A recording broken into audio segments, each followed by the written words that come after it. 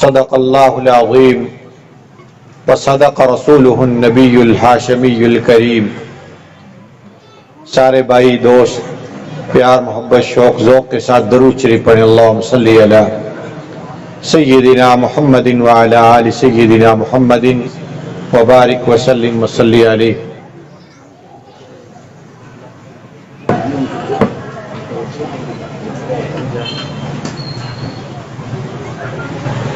حضرت مولانا سلیم اللہ عبید صاحب حفظہ اللہ کے فرمان کے مطابق مجھے یہی اندازہ ہے کہ مغرب کے بعد سے یہ آج کا نورانی پروگرام جاری ہے۔ رات کا ایک حصہ بیت چکا ہے۔ علماء کرام کے ایمان افروز بیانات آپ نے سماعت فرمائے ہیں۔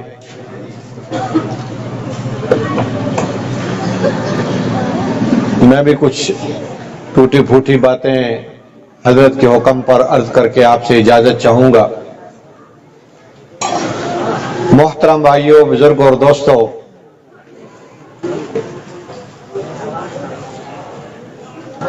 یہ انسان اس دنیا میں بہت مختصر وقت کے لیے آیا۔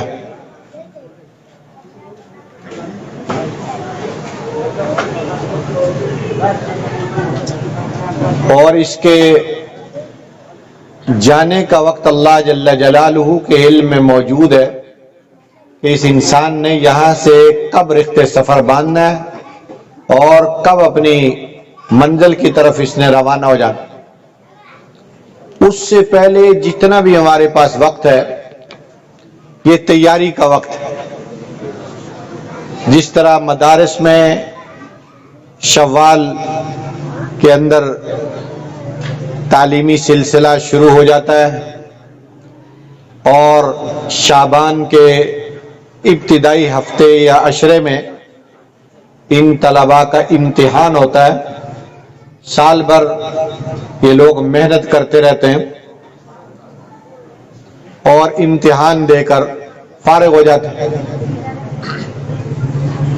اسی طرح انسان کی زندگی کا یہ جو دورانیہ ہے، یہ دورانیہ بھی محنت کے لیے اللہ پاک نے عطا فرمایا۔ چونکہ دنیا بہت تیز ہے، دنیا گول ہے، اور دنیا کی چکا چوند دیکھ کر انسان بھی اپنے اللہ کو بھول چکا ہے۔ جو چیز نظر آتی ہے انسان یہ خیال کرتا ہے کہ شاید یہ دیر پا ہوگی، یہ سدا بہار ہوگی۔ پہلے جب یہ چائنا کا رواج نہیں تھا، جاپانی چیزیں پاکستان میں بیچی جاتی تھی۔ کسی بھی بڑی مارکیٹ میں انسان جاپانی کا نام لے کر چیز خریدتا تھا۔ کوئی ٹیپ خریدی، کیسٹ خریدی، کوئی اور مشین خریدی تو جاپان کا نام لیتا تھا، جی میڈ ان جاپان چیز چاہیے۔ اس سے کہ انسان کو یقین آ جاتا تھا کہ جاپان کی بنی ہوئی چیز یہ پائیدار ہے، اور چائنا نے جو ترتیب کے ساتھ چیزیں تیار کی ہیں یہ ناپائیدار ہے۔ اسے چائنا کا نام سنتے آدمی بھاگتا ہے، بھائی چائنا کی چیز نہیں چاہیے۔ مگر چائنا نے اپنا مال مشرق سے لے کر مغرب تک، شمال سے لے کر جنوب تک 7 بر اعظموں میں چائنا نے اپنا مال پہنچا دیا۔ اب لوگوں کی مجبوری ہے، لوگ جاپان کو بھول چکے، تائیوان کو بھول چکے، سنگاپور کو بھول چکے، لوگ چائنا کا مال اب لے رہے ہیں، کنٹینروں کے حساب سے لے رہے ہیں، اس لیے کہ چائنا نے دنیا کی ڈیمانڈ کے مطابق اپنا مال تیار کیا۔ پاکستان میں مال سستا، اس کی گارنٹی بھی مختصر، گارنٹی ہے ہی کوئی نہیں چائنا کے مال کی۔ چائنا کے موبائل کی کوئی گارنٹی نہیں ہے، چائنا کی بنی ہوئی چیز کی کوئی گارنٹی نہیں ہے، اس لیے کہ چائنا پاکستان میں سستا مال بیچتا ہے، اور سستا مال اللہ جانے حفیظ سینٹر سے گھر پہنچتے ہی راستے میں جواب دے۔ عرب ملکوں میں ان کی ڈیمانڈ کے مطابق مضبوط مال چائنا بیچتا ہے، یورپی ملکوں میں اور زیادہ مضبوط ترتیب پر مال تیار کر کے بیچتا ہے۔ اس نے اپنے مال کا حساب لگایا، مال کو طاقت دی ہے اگلے کی ڈیمانڈ کے مطابق۔ مگر اے مسلمان، تیری ڈیمانڈ، تیری ضرورت، تیری ترتیب کچھ اور ہے۔ اللہ تجھے کہہ رہے ہیں، اے ابن آدم، ذرا اپنی چشم تصور کو اٹھا، اپنی آنکھ کو کھول، یہ سورج دیکھ، یہ چاند دیکھ، سورج کی تمازت کو دیکھ، سورج کی کرنوں کو دیکھ، اور چاند کی چاندنی کو دیکھ، جگمگاتے ستاروں کو دیکھ، ثابت و سیار کو دیکھ، آسمانوں پر کہکشاؤں کو دیکھ، چلتی ہوا کے جھونکوں کو محسوس کر، اور اس زمین پر جب تو قدم اٹھاتا ہے اپنی منزل کی سمت بڑھتا چلا جاتا ہے۔ اپنے دائیں دیکھ، بائیں دیکھ، سامنے دیکھ، پیچھے دیکھ، نظر اٹھا کے دیکھ، فرجع البصر، تیری نگاہ لوٹ آئے گی، ما تری من فطور، تو اپنے پروردگار کی اس کاریگری میں کوئی نقص نہیں دیکھے گا، کوئی عیب نہیں دیکھے گا، کوئی شکست و ریخت نہیں دیکھے گا۔ ذرا دیکھ تیرا پروردگار کتنی بڑی ہستی ہے، جس نے زمین اور آسمان کو خلق السماوات والارض فی 6 ایام، 6 دن میں بنایا، 2 دن میں زمین کو وجود دیا، 2 دن میں آسمان کو وجود دیا، اور 2 دن میں آسمان اور زمین میں موجود باقی جتنی اشیاء ہیں اللہ ان کو عدم سے وجود میں لایا، اور ساری چیزیں ان کو دیکھتا چلا جا۔ اے ابن آدم خلقت لکم، یہ ساری کی ساری اشیاء تمہارے لیے مرد وجود میں آئی۔ سورج نکلتا ہے مشرق سے، غروب ہوتا ہے مغرب میں، یہ سارا دن اپنا سفر طے کرتا رہتا ہے۔ اے ابن آدم، یہ سورج تیرے لیے ہے، رات چھا جاتی ہے، سناٹا چھا جاتا ہے، چاند کی چاندنی کو تو دیکھتا ہے، یہ برودت اور ٹھنڈک اور خنکی محسوس کرتا ہے، یہ سب تیرے لیے کہ اللہ جل جلالہ نے تخلیق کیا تیرے لیے۔ اے ابن آدم، اس پر ذرا غور کر، یہ سب تیرے لیے، زمین تیرے لیے، زمان تیرے لیے، مکان تیرے لیے، ہوائیں تیرے لیے، فضائیں تیرے لیے، دریا تیرے لیے، سمندر تیرے لیے، نہریں تیرے لیے، شجر و حجر تیرے لیے، یہ باغ باغیچے تیرے لیے، کھیت کھلیان تیرے لیے، یہ سب کچھ تیرے لیے۔ اے ابن آدم، تو کس کے لیے؟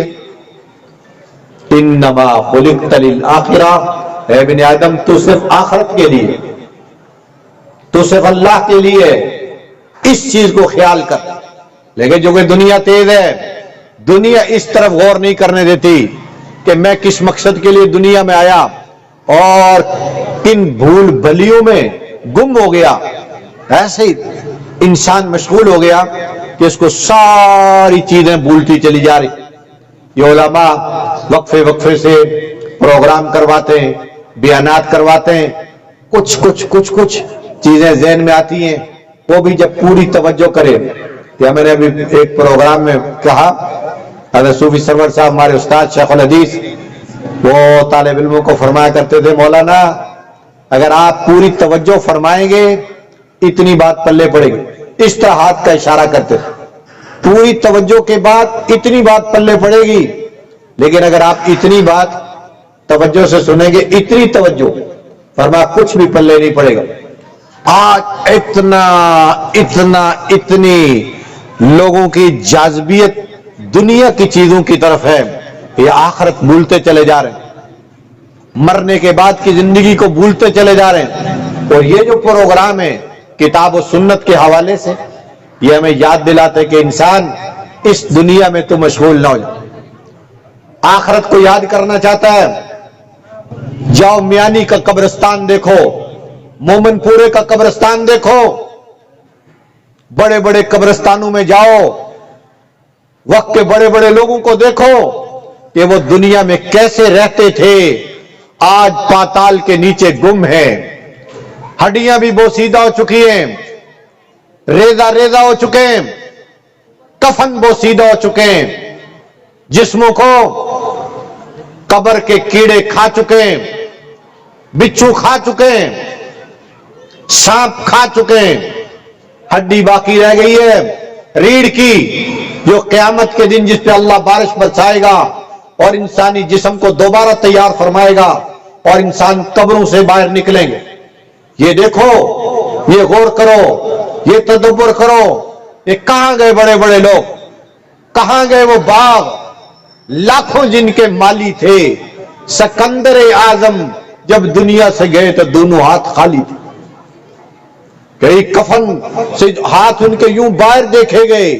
وہ لوگوں دیکھو، کر و فر کی زندگی، جاہو جلال، لاہو لشکر، خدام، سب کچھ موجود، پروٹوکول موجود، مگر آج صرف دو چادروں میں اپنی منزل کی طرف روا، دو چادروں میں، سفید چادریں۔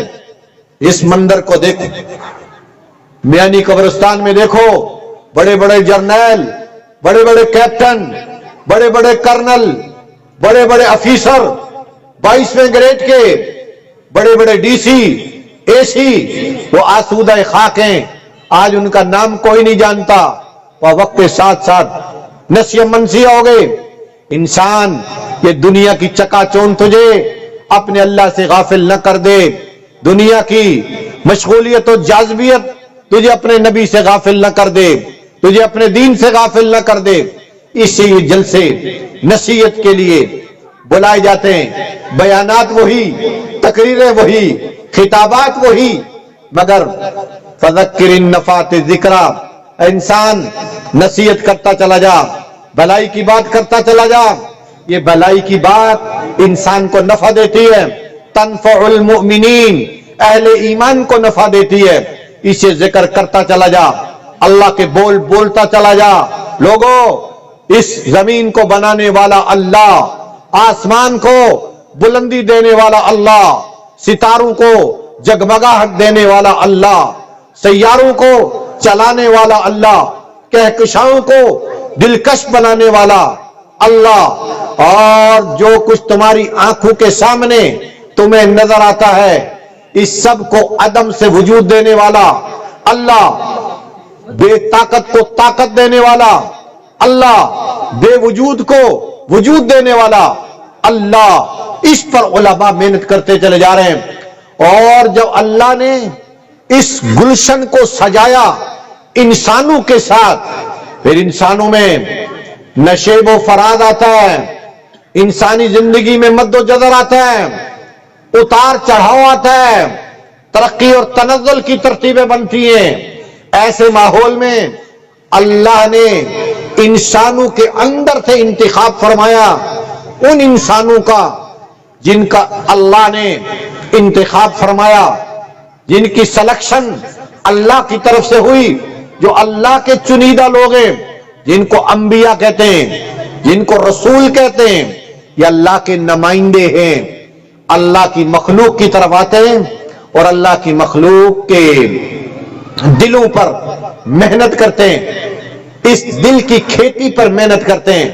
جب یہ کھیتی نرماتی ہے تو پھر اللہ کی عظمت کے بول اس کھیتی میں بیج بنا کے اتارتے ہیں، پھر یہ انسانی دل ہر ایسی چیز کو محسوس کرتا ہے جو اس کو نفع دیتی ہے، انسانی دل ہر اس چیز کو محسوس کرتا ہے جو اس کو نقصان دیتی ہے۔ انسان نبوی تعلیمات کو سامنے رکھ کر نفع کو حاصل کرتا ہے، نقصان سے اپنے آپ کو بچانے کی کوشش کرتا ہے، مگر جب یہ محنت آہستہ آہستہ رک جاتی ہے تو پھر انسانی خیالات پر گرد آ جاتی ہے۔ ادھر مولانا فرما رہے تھے قرآن انتظار کرتا ہے، رمضان آتا ہے کہ کب اس کی گرد اترے اوپر سے۔ انسان کے دل پر جب محنت نہیں ہوتی تو گرد و غبار سے یہ دل اٹ جاتا ہے، دماغ گرد و غبار سے اٹ جاتا ہے۔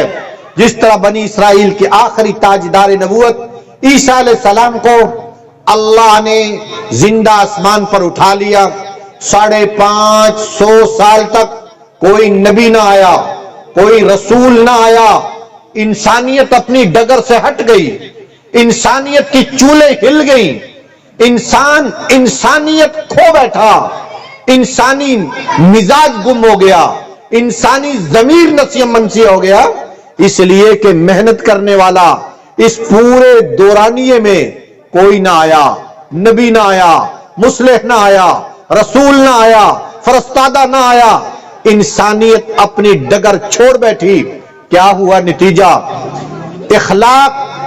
اخلاق پاتال میں اتر گئے، اخلاقیات کا جنازہ نکل گیا، ظلم و بربریت عام ہو گئی۔ دو انسان اپنے جانوروں کو پانی پلانے کے لیے گھاٹ کی طرف لے چلتے ہیں، مگر ایک جانور آگے بڑھ کر پانی پی لیتا ہے، اس پر دوسرے کو غصہ آتا ہے، اس غصے پر تلواریں نیام سے باہر نکلتی ہیں اور کتنے انسانوں کی گردنیں کٹ جاتی ہیں۔ اس کے باوجود انسان کو صبر و قرار نہیں آتا تھا، اس لیے کہ اب مصلح کوئی نہیں ہے، سمجھانے والا کوئی نہیں ہے، راہ بتانے والا کوئی نہیں ہے، راہ راست پر لگانے والا کوئی نہیں ہے، صراط مستقیم پر کھینچنے والا کوئی نہیں ہے۔ اس لیے جانور کے آگے بڑھنے کی بنیاد پر لڑائی چلتی تھی۔ شیخ علی نے یہی کہا، کہیں گھوڑا دوڑانے پہ جھگڑا، کہیں پانی پلانے پہ جھگڑا۔ یہ وہی دور تھا کہ جب مصلح کوئی نہ آیا، رہبر کوئی نہ آیا، رہنما کوئی نہ آیا، تو لوگ اپنی ڈگر چھوڑ بیٹھے اور اس طرح لڑائیاں شروع ہو جاتی کہ قتل و قتال کا نہ تھمنے والا سلسلہ شروع ہو جاتا، اور ایسی سنگ دلی قساوت قلبی پیدا ہو جاتی کہ جاہلیت کا مارا ہوا باپ اپنی بیٹی کو بہلا پھسلا کر اپنے گھر سے لے جاتا، جنگل میں پہنچاتا، اپنے ہاتھ سے گڑھا کھودتا، گڑھا کھودنے کے بعد اپنی بیٹی کو اس کی چٹیا سے پکڑ کر اپنے ہاتھوں سے زمین میں اتار دیتا تھا۔ بیٹی چیختی رہ جاتی تھی، ابا کبھی تیرا دروازہ نہیں کھٹکاؤں گی، ابا کبھی تیرے دروازے پہ نہیں آؤں گی، کبھی تجھ سے کھانا نہیں مانگوں گی، اے ابا میرے ساتھ یہ ظلم نہ کر۔ مگر جاہلیت کا مارا ہوا باپ، اس کو ترس نہیں آتا تھا، وہ اپنی بیٹی کو چٹیا سے پکڑ کر گڑھے میں اتار دیتا تھا۔ قرآن کہتا ہے اذا الموءودۃ سئلت، جب زندہ درگور کی ہوئی لڑکی سے پوچھا جائے گا، اے بچی تو بتا تجھے کس جرم کی پاداش میں زندہ قبر میں اتارا گیا؟ یہ بیٹی کو زندہ قبر میں کیوں اتارا جاتا تھا؟ اس لیے اتارا جاتا تھا کہ سمجھانے والا کوئی نہیں تھا، راہ بتانے والا کوئی نہیں تھا، ظلمت کی شب دیجور کو پاٹنے والا کوئی نہیں تھا، ظلمت کی شب دیجور کو ختم کرنے کے لیے کوئی چراغ راہ نہ تھا، کوئی مشعل راہ نہ تھا۔ اس لیے باپ بیٹی پر ظلم کرتا تھا اور اس کو زندہ گڑھے میں اتار دیتا تھا۔ یہ ظلم چلتا رہا اور پھر انسانی عقائد اور نظریات پر ایسی گرد بیٹھی کہ وہ بیت اللہ جس کے لیے فرما رہے اللہ ان اول بیت وضع للناس للذی ببکۃ مبارکہ وہدی للعالمین، سب سے اولین وہ گھر جو بیت اللہ سجایا گیا، زمین پر بنایا گیا بندگی خدا کے لیے، وہ گھر 360 بتوں سے اٹھ گیا، لوگوں نے خدا بنا لیے۔ انسان کے جسم میں 360 جوڑیں، ایک جوڑ کے بدلے میں ایک خدا بنایا اور اسے بیت اللہ شریف میں لا کر سجا دیا۔ لوگ اس کی عبادت کرتے تھے، بت کی عبادت کرتے تھے، صنم پرستی کرتے تھے۔ اب یہ کیوں کرتے تھے؟ یہ اس لیے کرتے تھے کہ کوئی راہبر نہیں تھا، کوئی مصلح نہیں تھا، کوئی راستہ بتانے والا نہیں تھا، اس لیے لوگ غلط عقائد اختیار کر بیٹھے، ظلم و ستم کی چکی چلانے لگے، ضمیر نام کی کوئی چیز باقی نہ رہی، مظالم ڈھانے لگے۔ اور پھر جب وہ آفتاب منیر آیا، انا ارسلناک شاہدا ومبشرا ونذیرا وداعیا الی اللہ باذنہ وسراجا منیرا آیا، اللہ کے لاڈلے رسول آئے تو پھر شرق روشن ہوا، غرب روشن ہوا، شمال روشن ہوا، جنوب روشن ہوا، پھر اندھیرے چھٹ گئے اور ظلمت کی شب دیجور ختم ہوئی، ہر طرف اجالا ہی اجالا ہوا، ہر طرف ظلم و بربریت کا دور دورہ ختم ہو گیا، عدل و انصاف کا ترازو تلنے لگا۔ وہ ظالم باپ جو اپنے ہاتھ سے اپنی بچی کی چٹیا پکڑتا اور زندہ پاتال میں اتار دیتا تھا، گڑھے میں دفنا دیتا تھا، اللہ کے لاڈلے رسول نے اس کا ہاتھ روکا، ظالم یہ بیٹی تیرا کچھ نہیں کھاتی، لا تقتلوا اولادکم، اپنی اولادوں کو قتل نہ کرو، اللہ کی آواز سنو، نحن نرزقکم وإیاہم، لوگوں یہ تمہارا کچھ نہیں کھاتے، میں تمہیں بھی رزق دیتا ہوں، میں انہیں بھی رزق دیتا ہوں، روزی کے لیے اولاد کو نہ مارو، ان کو ختم نہ کرو، کھائیں گے کہاں سے؟ نانا وما من دابۃ فی الارض الا علی اللہ رزقها۔ یہ پیغام کس نے سنایا؟ یہ رہبر اعظم نے سنایا۔ یہ پیغام کس نے سنایا؟ یہ قائد اعظم نے سنایا۔ یہ پیغام کس نے سنایا؟ سراج منیرہ نے سنایا۔ یہ پیغام کس نے سنایا؟ شاہدم و مبشرہ نے سنایا۔ یہ پیغام کس نے سنایا؟ یا ایھا المزمل نے سنایا۔ یہ پیغام کس نے سنایا؟ یا ایھا المدثر نے سنایا۔ یہ پیغام کس نے سنایا؟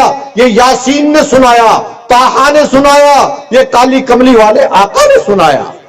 نعرہ تکبیر، شان صحابہ۔ یہ پیغام غور سے متوجہ ہو کے سنیں، انشاءاللہ مولانا کا بیان تاریخی ہوگا۔ یہ پیغام آقا انعامدار تاجدار مدینہ مراد المشتاقین راحت اللہ شقین نبی کریم علیہ الصلوۃ والتسلیم نے سنایا۔ ظلم کی ایک ایک چکی کا پاٹ ہٹتا چلا گیا، راتیں اجالے میں بدلنا شروع ہوئی، ظلم و ستم ختم، عدل و انصاف کا ترازو تلنے لگا۔ جو باپ اپنی بیٹی کو زندہ درگور کرتا تھا، اس باپ کو جب اس کے کانوں کی دہلیز سے آقا انعامدار کے پیارے کلمات ٹکرائے، اس نے توبہ کی، آئندہ کبھی یہ ظلم نہ کروں گا۔ اس بیٹی کے سر پہ آقا نے چادر دی، ایک کافر کی بیٹی آئی، آقا نے اس کو چادر پہنائی، صحابہ نے کہا یا رسول اللہ یہ تو کافر کی بیٹی ہے، آپ اس کو چادر پہنا رہے ہیں۔ آقا انعامدار نے فرمایا صحابہ بیٹی بیٹی ہوتی ہے، مسلمان کی ہو یا کافر کی۔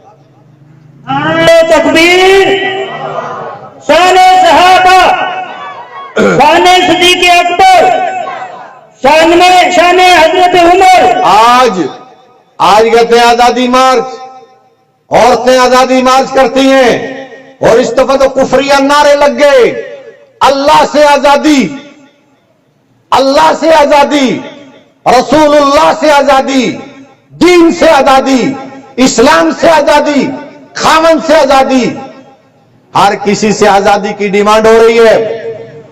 ہمیں آزادی چاہیے، مگر وہ وقت بھی تو تم یاد کرو جب تمہیں زندہ قبروں میں اتارا جاتا تھا۔ تمہیں زندگی دی پیغمبر اسلام نے، تمہیں زندگی دی اسلام نے، بھائی نہ مارو ان کو زندہ درگور نہ کرو۔ تو میرے دوستوں، جب کوئی رہبر نہیں ہوتا تو اس طرح کی ترتیب شروع ہو جاتی ہے۔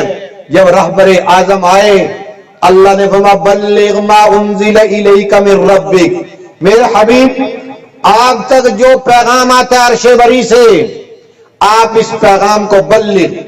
اس میں تفضیل کے امر کا صیغہ، یہ علماء پیچھے بیٹھے ہو سٹیج پہ، مفتیان کرام بیٹھے ہیں، اس میں تفضیل کی جو خاصیات ہیں ان میں کیا خاصیت ہے؟